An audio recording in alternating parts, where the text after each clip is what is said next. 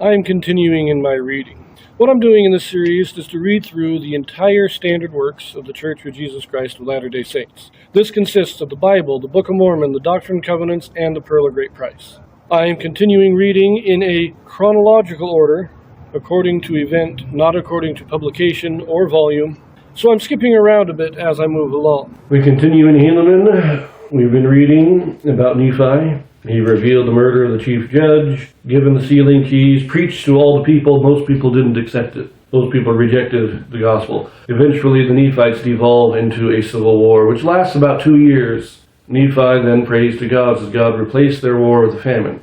Famine comes and lasts for 3 years. It replaces the war because people are too hungry to fight. After the 3-year famine, the Gadianton robbers have been completely wiped out. And so Nephi prays, the famine ends, we all have prosperity. That's in the 76th year. We pick this up, chapter 11, starting in verse 20. And thus it did come to pass that the people of Nephi began to prosper again in the land, and began to build up their waste places, and began to multiply and spread, even until they did cover the whole face of the land, both on the northward and on the southward, from the sea west to the sea east. And it came to pass that the 76th year did end in peace, and the 77th year began in peace, and the church did spread throughout the face of all the land. And the more part of the people, both the Nephites and the Lamanites, did belong to the church.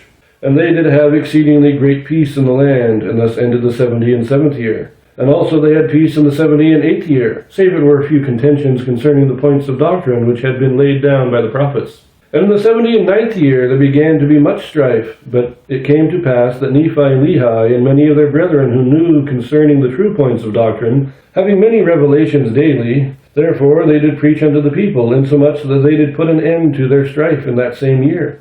And it came to pass that in the 80th year of the reign of the judges over the people of Nephi, there were a certain number of the dissenters from the people of Nephi, who had some years before gone over unto the Lamanites, and taken upon themselves the name of Lamanites, and also a certain number who were real descendants of the Lamanites, being stirred up to anger by them, or by those dissenters, therefore they commenced a war with their brethren, and they did commit murder and plunder, and then they would retreat back into the mountains, and into the wilderness, and secret places, hiding themselves, that they could not be discovered, receiving daily in addition to their numbers, inasmuch as there were dissenters that went forth unto them.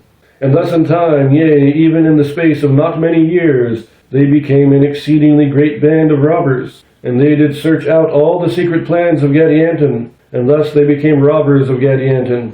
Now behold, these robbers did make great havoc, yea, even great destruction among the people of Nephi, and also among the people of the Lamanites.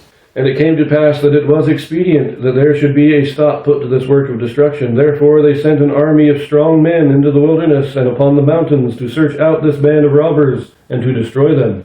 But behold, it came to pass that in that same year they were driven back even into their own lands, and thus ended the 80th year of the reign of the judges over the people of Nephi. And it came to pass, in the commencement of the 81st year, they did go forth again against this band of robbers, and to destroy many. And they were also visited with much destruction. And they were again obliged to return out of the wilderness, and out of the mountains unto their own lands, because of the exceeding greatness of the numbers of those robbers who infested the mountains and the wilderness. And it came to pass that thus ended this year, and the robbers did still increase and wax strong, insomuch that they did defy the whole armies of the Nephites, and also the Lamanites. And they did cause great fear to come upon the people, upon all the face of the land. Yea, for they did visit many parts of the land, and did do great destruction unto them. Yea, did kill many, and did carry away others captive into the wilderness. Yea, and more especially their women and their children. Now this great evil which came unto the people because of their iniquity did stir them up again in remembrance of the Lord their God. And thus ended the 81st year of the reign of the judges. And in the 82nd year they began again to forget the Lord their God. And in the 83rd year they began to wax strong in iniquity. And in the 84th year they did not mend their ways. And it came to pass in the 85th year they did wax stronger and stronger in their pride and in their wickedness. And thus they were ripening again for destruction. And thus ended the 85th year. Remember that the Gadianton robbers had been completely destroyed, and all their secret oaths had been hidden, as I said, in the earth. They'd been buried. Now in the 76th year, the famine ended, and the people were all righteous, and most of them belonged to the church. 76th year, 77th year, all passed peacefully. 78th year, we started having these dissensions, these disputes about doctrine. In the 79th year, these disputes of doctrine are put down by Nephi and the other prophets. But it seems to me, this is a little speculation on my part again, it seems to me that this is only like 4 or 5 years later. I don't think all those, I think everybody had repented at the time when the famine was there. But once they started prospering again, they forgot. The disputes of doctrine were most likely, in my opinion, about justifying certain sin, certain wickedness, and especially setting some people up as better than others. Nephi puts all this down, settles it. This is the doctrine. But there are those who don't like the doctrine. But because they have been proven wrong, because Nephi has shown their error, they can't insinuate themselves into the church as they did in the past, as they were trying to do now. And so now they separate themselves out, they dissent out, and they attract people out, and we get this new division. Now, again, it starts again with Nephites. And they go and they join up with some Lamanites, and they form this new band of Gadianton. They say they search out all the works of Gadianton. So this is still the Gadianton robbers.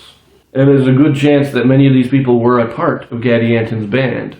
They were probably low-level members. They weren't the higher-ups. The higher-ups were all killed. But they were part of it, and they remember it because it was only 5 years ago. But now, before, they insinuated themselves to take over the government and the culture, and they became part of the land. They kind of took over. They're not doing that this time. Now they have become raiders. They hide in the mountains, they come down and they raid, and they plunder, and they take captives and slaves and all this. And then they retreat back into the mountains where they can hide. The army tries a number of times to go and wipe them out, but the mountains are too dense, too thick, too rocky, too much crags, and it's just too easy for them to hide. And an army is used to fighting army against army on the battlefield. But now we're going up to the mountains where you can't fight army against army. Even if you bring 10,000 men up, those men are going to get divided in all the various passes and all the valleys and everything, and the robbers can attack from hiding, and 10, 15 can pick off 100 or so quickly. That's why they're not able to drive them out. But they're also, the people are turning back to their pride and their wickedness. Now the people aren't embracing the robbers. At first, the robbers kind of keep them on the right path. But then the people drift, and they start drifting into their wickedness. It's not that they don't have the Gadianton robbers taking over the government again. The Gadianton robbers are turning to raiding out from the wilderness. But the people are still becoming wicked, and that is why God is not helping them in defeating these robbers. So now we have a new situation here. The original Gadianton robbers insinuated themselves into the culture and into the government and took over. Now, the people aren't going to stand for that anymore. So now they break off and they're a separate group. It's not that they're mixed in and hiding among the people. They are now separate. They're hiding in the mountains and they're doing their raids into the people. It's a new situation. But we leave that here and we will pick it up in chapter 12 next. So I will see you there.